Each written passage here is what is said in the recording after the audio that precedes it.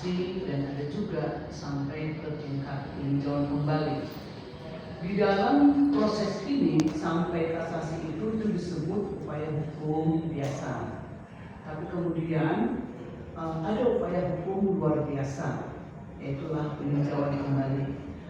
Boleh ahli coba jelaskan mengenai sejarah daripada peninjauan kembali ini, upaya hukum luar biasa, dan itu diberikan hak PK itu kepada siapa?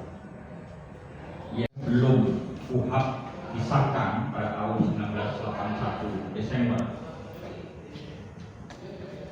Dulu PK itu tidak diatur secara mendetail, sehingga pada waktu itu tidak ada mekanisme PK dan bahkan tidak ada PK yang diajukan. Itu muncul ketika ada kasus Sengkon Karta. Pada waktu itu tahun sekitar 1978 itu ada kasus Sengkon Karta itu terpidana pembunuhan. Ternyata kemudian ada orang yang mengaku bahwa dialah yang sesungguhnya membunuh dan kemudian sudah diadili. Maka di sini lalu menjadi, kalau sekarang itu bahasa sekarang itu viral. Nah, ini semua ahli hukum termasuk komponen sistem peradilan pidana ini dalam tanda petik bingung.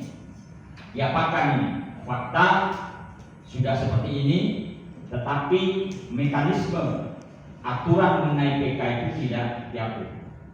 Nah, lalu atas inisiatif dari Mahkamah Agung pada waktu itu dengan pendapat dengan DPR, singkat cerita, lalu inisiatif Mahkamah Agung mengeluarkan peraturan Mahkamah Agung mengenai PK yang isinya itu sebenarnya sama dan sebangun dengan yang ada di KUHP yang diatur di dalam 263 sampai 269 di dalam KUHP. Nah, pada waktu itu dilakukanlah PK Sengkon Karta ini, dan bahkan Jaksa Agung lah yang mengusulkan supaya Sengkon Karta ini dibebaskan. Lalu singkat cerita Mahkamah Agung membebaskan Sengkon Karta ini. Itu awal cerita. Jadi yang bisa kita tarik dari situ bahwa sesungguhnya PK itu sebagaimana diatur di 263 itu bisa kita tarik kesimpulan PK itu sesungguhnya adalah panggung dari terpidana untuk memperoleh keadilan yang tercecer yang selama dia di sidang sebelumnya itu tidak pernah ditemukan. Maka di sini secara normatif diatur di dalam pasal 263 bahwa PK itu hanyalah bisa diajukan oleh terpidana atau ahli warisnya. Terhadap apa? Di situ diatur terhadap putusan pengadilan yang telah memperoleh kekuatan hukum tetap kecuali putusan bebas atau lepas, terpidana atau ahli warisnya dapat mengajukan peninjauan kembali. Itu normanya. Jadi jelas bahwa PK itu hanyalah untuk terpidana atau ahli warisnya mengajukan PK. Lalu di sini dalam perjalanannya ada dulu suatu peristiwa jaksa mengajukan PK. Pada waktu itu saya ingat betul karena waktu itu saya tugas belajar S3 di Undip. Kebetulan Profesor Muladi berkomentar. Intinya itu begini, Prof Muladi itu menyalahkan ini apa-apaan ini, jaksa kok mengajukan PK. Singkat cerita akhirnya sampai pada putusan MK bahwa jaksa tidak boleh mengajukan PK. Nah, inilah cerita normatif di pasal 263 KUHP bahwa terpidana itu atau ahli warisnya merupakan pihak yang mengajukan atau mengajukan permintaan, atau disebut di situ juga pemohon dalam hal mengajukan PK.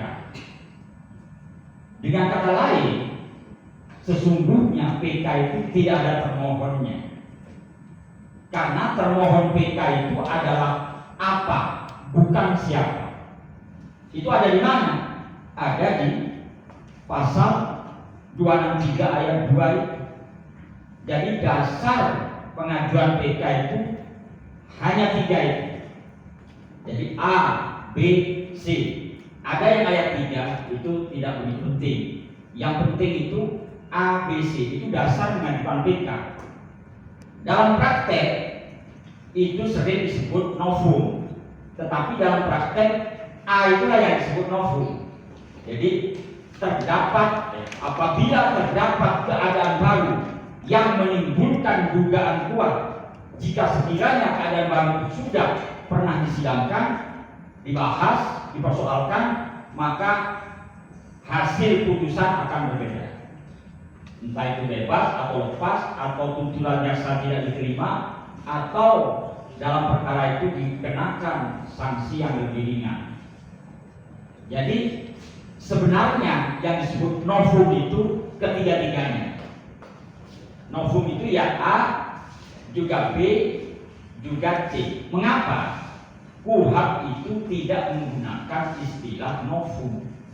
Novum itu hanya di dalam konsep-konsep ilmu hukum pidana. Novum itu secara maknawi artinya adalah baru. Karena itu kalau ada gadis yang namanya Nova atau Novi, itu artinya baru. Entah baru dilahirkan, baru ketemu, dan sebagainya. Nah, itu secara maknawi. Arti dari sebuah kata itu disebut makna. Beda dengan istilah. Arti dari sebuah istilah itu disebut konsep. Maka secara istilahi, novum itu berbeda dengan makna kata. Dia mempunyai konsepnya. Apa itu novum? Yaitu saya katakan tadi, satu, apabila ada keadaan baru, itulah novum. Keadaan baru itu novum. Apa keadaan itu? Kita harus tahu juga maknanya. Sesuatu yang berupa wujud kenyataan, itu adalah keadaan baru ya. Artinya baru ditemukan atau baru ada setelah adanya putusan pengadilan yang telah mempunyai kekuatan hukum tetap. Yang dalam bahasa Belandanya itu kracht van gewisgesag, bukan inkrah van gewisde. Yang sering di dalam praktek putusan pengadilan berkekuatan hukum tetap itu inkrah, itu tidak tepat. Yang benar itu kracht van gewisgesag, bukan inkrah van gewisde. Itu beda. Kalau inkrah van gewisde, misalnya putusan selah. Kalau ada persidangan pidana, biasanya setelah pembacaan surat dakwaan itu ada eksepsi, kemudian diputus oleh majelis hakim yang mulia.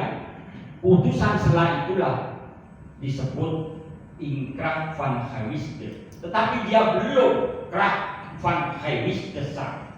PK itu adalah kracht van gewisgesag. Misalnya bisa diterima pada waktu PN diputus, ya sudah dia terima, tidak melakukan upaya hukum biasa banding, ya sudah, itu namanya kracht van gewisgesag. Kalau dia sampai kasasi, selesai di situ, itu namanya kracht van gewisgesag. Baik, Anggi.